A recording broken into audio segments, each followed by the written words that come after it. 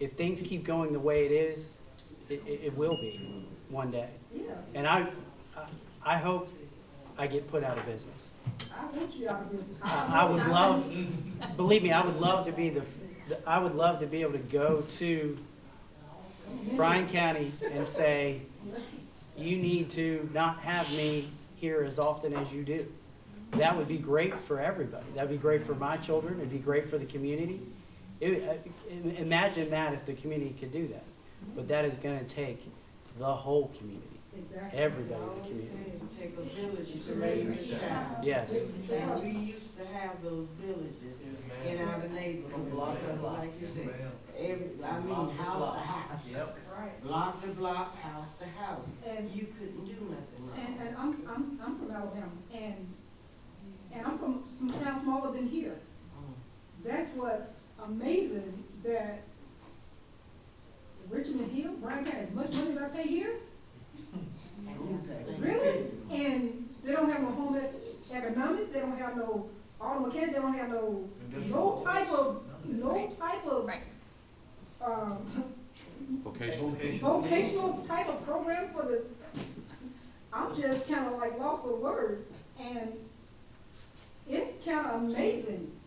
And when I was growing up, you know, we had elementary, you going to be at home economics. When I got to high school, I think my sophomore school, I was working.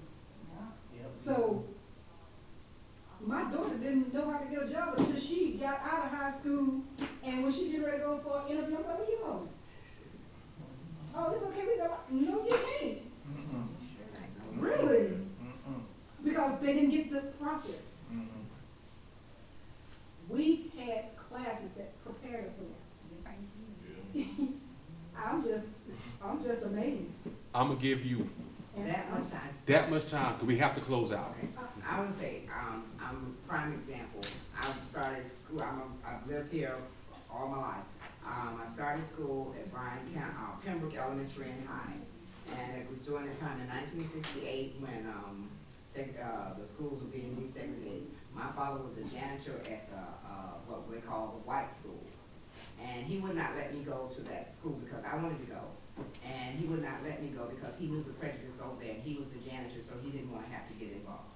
But I would not go back to the school of color because there was nothing there. So I went to Hinesville to get an education because they were educated. But in Hinesville, I had on-the-job training, we had nursing assistant, we had, and this is the thing you're talking about, resumes. What happened to office practice? They don't offer office practice in school anymore, and that's all I'm gonna say.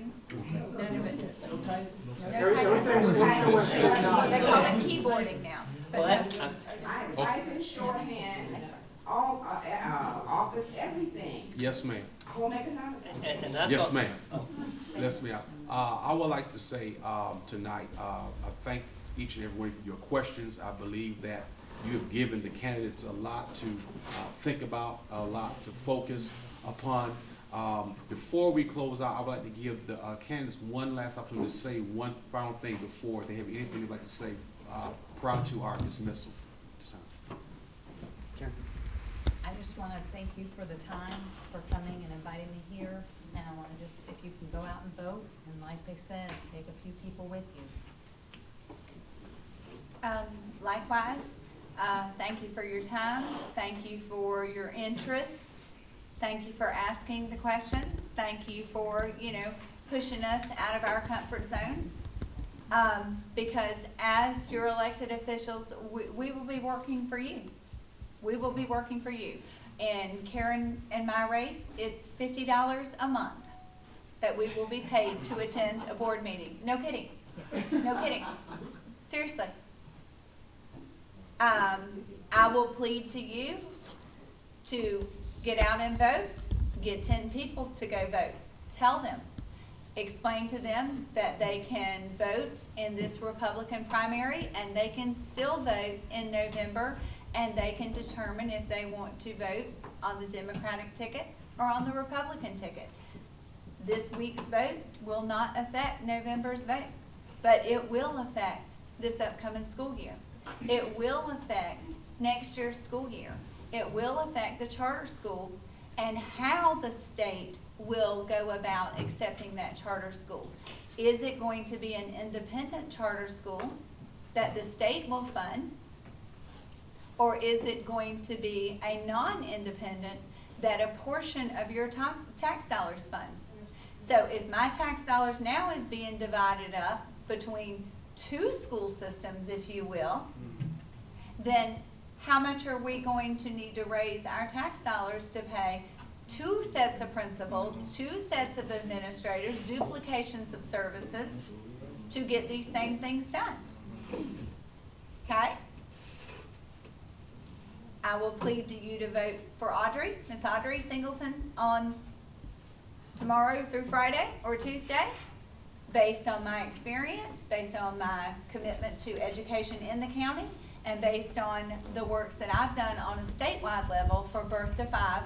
I will bring that into action as best I can with your help and your partnership for our schools. I think what it comes down to is I think I can treat people the way they want to be treated. And that's something that I've heard from everyone here today, whether it's for us on the Solicitor General side or them on the school board side.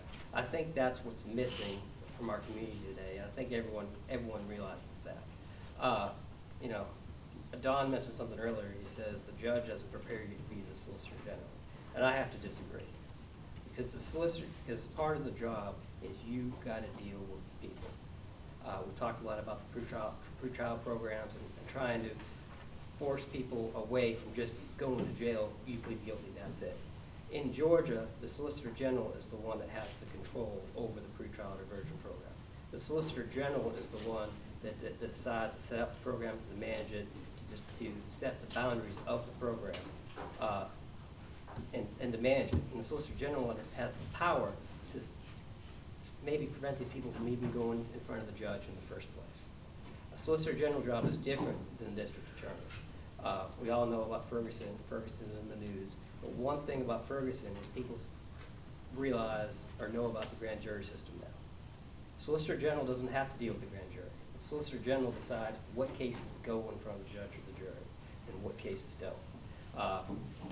Starting in law school, I was there working with the district attorney's office when Athens, Clark County instituted the first drug court program. And I was here on the ground floor when our circuit, Bryan County and the surrounding counties got together and did their drug court program. And I heard that there's some veterans in the audience today. I'm currently the bar president for our local bar, and we just printed up the materials today, but our circuit is just rolling out a veterans court program.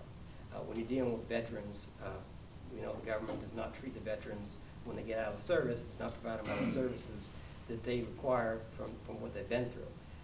And our circuit has just started a special court to deal with the veterans and deal with the problems that they're facing, whether it's PTSD or substance abuse, that they haven't received help from the VA or wherever. And in fact, we just printed up the materials that came off the press this afternoon. But that's something I've been dealing with for the last 10 years in this circuit, dealing with these problems. And the reason it's important to me is because I see it. I see it as the judge. I see it as the prosecutor. Nothing's worse than sitting there and having a client as a defense attorney, be in court 3 months later. You don't like it as the prosecutor because you're putting in a whole lot of work prosecuting a case and doing everything you can. The person goes on probation or whatever, and then they're back. And you hate it as the judge when you got someone in front of you, you got the kid in front of you, and that kid's back 3 months later, and they're not getting the help. It's, you know, I mean, it's important, and you see it and you learn about it. And I think, you know, if you take the time to do the job right, you can cut down on the people that are coming back.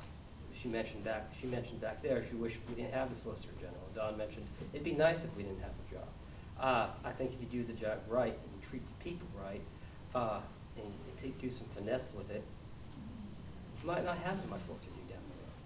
At the same time, that can be tough. We do have a crime problem in the county. A lot of y'all up there, I've heard, born and raised here. All of us at the table, none of us at the table born in Bryan County. We all moved to Bryan County for a reason. It's a great place to live. I've met some wonderful people on the campaign trail. We're all here for a reason, and I'll do my best to keep it that way for my kids. Well, unfortunately, there's one thing. There are actually two different ways to do diversion program in Georgia. There's a judge-run program where the judge actually runs the diversion program and sentences people to the diversion program through the judge. And then there's a program that is run through the Solicitor General's job. Okay, those are two different ways. I've worked with both different styles of court, both different kind of diversion programs. Now, it's easy to talk about a diversion program and say, this is what I want to do, but I've actually been asked by cities to set their diversion programs up, to actually create the diversion program because of my experience with these diversion programs. Now, here's the problem. If you talk about a diversion program, but you don't know what you're doing and you haven't done it before, you can get your city in trouble and actually cost taxpayer money. Okay, there are punishments for doing it incorrectly. That's one thing I can bring to the table. I have actually done the experience of setting up and helping create these diversion programs so that we don't have some of the problems that we've all talked about here today. We all know that things are not perfect, but we do want to help people help themselves. We want to help people stay out of trouble. Now, one thing that is going to be important in this position, Bryan County is unique. There is only one person. It is a one-person job. There is no staff.